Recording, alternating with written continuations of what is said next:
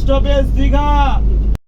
এখন ভোর 4টা, এত সকালে তো কোনো হোটেল খোলা থাকবে না। সেই জন্য আমরা তিনজন ঠিক করলাম ওল্ড দীঘাতে সমুদ্রের ধারে বসে সমুদ্রকে উপভোগ করব।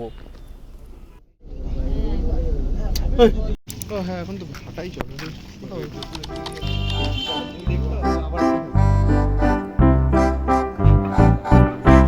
ওইদিকে যাবা নাকি? তার আগে চা হয়ে যাক। সেই বড় এতক্ষণের মধ্যে সবচেয়ে বড়।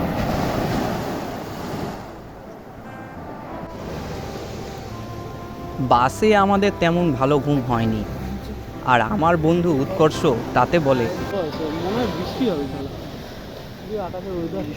হোটেলে ঢুকে ঘুম মারে, রাতে বেরোবো, খায় দাওয়া আবার ঘুম, ঘুমে ঘুমে কাটে দেবো। এই জলটা এদিকে আছে না? ওই জলের কোনো তাল নেই, তোর মতো বেতাল।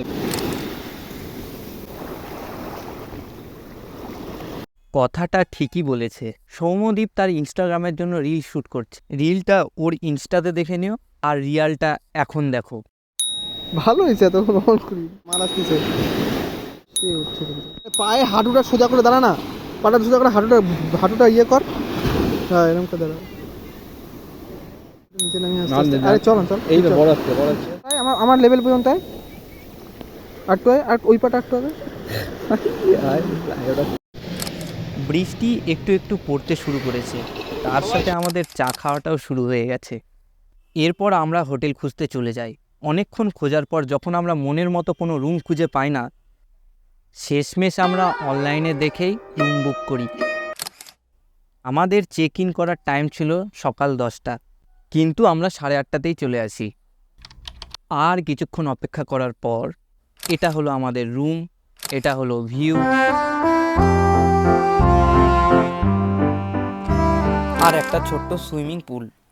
দুপুরে ডাল ভাত খেয়ে ঘুম দিয়ে সন্ধ্যার দিক আমরা রওনা দিই নিউ দীঘা দেখতে।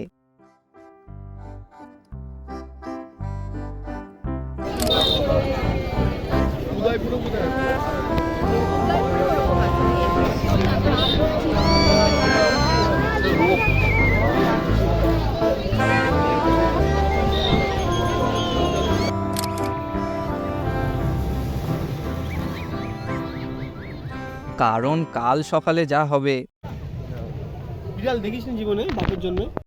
নিউ দীঘাতেই হবে। দেখা হচ্ছে কালকে।